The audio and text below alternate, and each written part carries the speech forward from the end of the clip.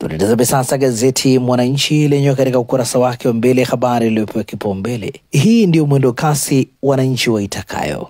Wadau wataja hatua za kuchukuliwa kuondokana na vilio kila kukicha. Mabasi mapya yaleta uheni Dr. Dau Kafulila kibaruani. Habari imeandikwa kwenye ukurasa wa 4 wa gazeti hili. Habari picha inaonyesha watu walivyokuwa hapo zamani, lakini pia gazeti hili na habari picha zikionyesha hali ilivyo sasa. Undani wa taarifa hii katika ukurasa wa 4. Gazeti limeandika Urais Kenya 2027 moto, Jaji Maranga mguu sawa. Habari katika ukurasa wa 18.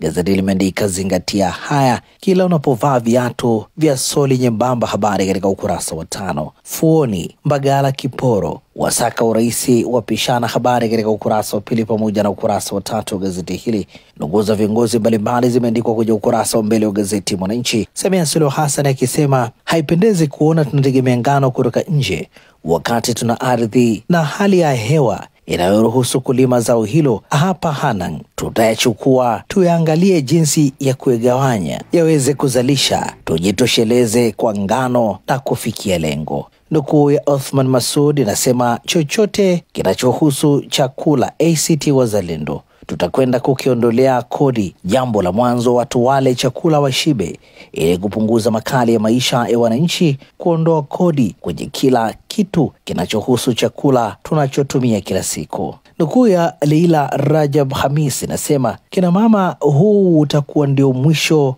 wa hangaika. Nitajenga soko kubwa hapa Kibanda Maiti ambalo halijawahi kutokea, na kila mfanyabiashara atakuwa akija sokoni na gari lake mwenyewe. Undani wa taarifa hii katika ukurasa wa 2 pamoja na ukurasa wa 3 wa gazeti hili. Mwananchi limeandika kesi ya Chadema msajili ya simama.